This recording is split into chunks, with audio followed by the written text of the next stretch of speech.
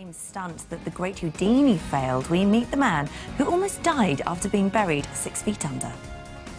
Yes, good luck with that. Now, it was going to be his ultimate trick, to be buried alive 6 feet underground and escape unharmed. But for escapologist Antony Britton, it all went wrong, just like those who tried it in the past before him. It's a kind of magic. Houdini was the first to attempt the buried alive stunt in 1915. Though his hand reportedly broke the surface, he almost died when he became exhausted and panicked trying to dig his way out. The second attempt was in 1949 by British escapologist Alan Allen. Only 22, he was buried with just a strip of cardboard over his body. However, after several minutes, he was unable to move and was dug out unconscious, leaving his assistants to revive him. Antony Britton is only the third person in 100 years to attempt the buried alive escape, but failed just over a week ago. I mean, it's the stuff of nightmares, that footage at the end there, where you're sort of being pulled up out of the ground. And there is good reason why you're only the third person to attempt to do this in 100 years, because this is incredibly dangerous. It's very, very dangerous. So why did you want to even think about doing it? For a start off, it's the anniversary, 100 years on, so it was an ideal time to actually do it. What, of Houdini's attempt? Yeah, of 1915, when Houdini attempted it. The challenge became when he did that. So it was a great time to do it. And why not? Nobody else has done it. It is a challenge within our profession. So, yeah. Explain how it works, then. What's the plan? The plan is to get out before you die. So you're not buried in a box? There's no coffin, no casket, no masks, no tubes, no oxygen, no nothing, and you're just literally in a 6-foot grave with over 6 ton or so put on top of you. And there's a lot of planning that has to go into this, obviously. I mean, the training that goes in it personally for you, you did a lot of running to make sure your fitness was up there. And the idea is, and correct me if I'm wrong, once you're in there, you need to punch into the earth to make it, compact it, so that there isn't bubble around you. Yeah, you're trying to, well, you use, or the way that I was doing it, using every single moving part of my body, so head, arms, elbows, legs, feet, absolutely everything, just to try and move forward and try and get up. So yeah, that was my plan. At what point? No, go on. No, I just thought the soil's going up your nose, though. As soon as they start throwing it down on you, it's going into everywhere, ears, mouth, nose. Yeah. So you can't breathe? No, unless I can create an air pocket, which causes a bit of a problem. So at what point, then, did it start to go wrong?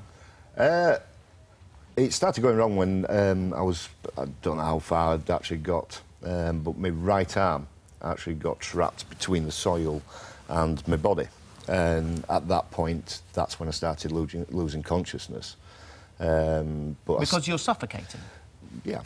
But I did manage to free my right arm and keep on going, even though I could feel myself, you know, falling under. Yeah, still carried on, but obviously, when you take on something like this, safety is paramount. And there was a lot of you had something around your neck, which.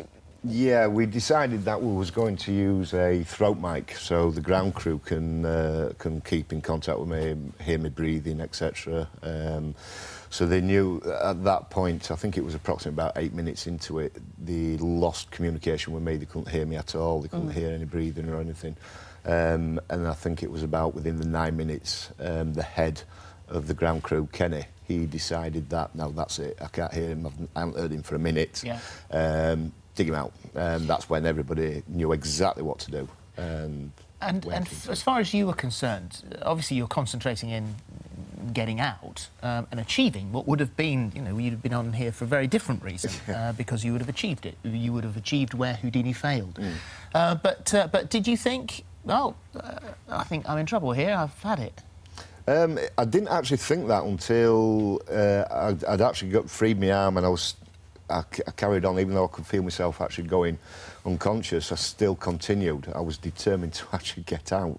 But then I just completely lost all energy. I could feel myself going further under. Would you do it again, or do you have another go? We're talking about it. Are you? And what will you do differently this time?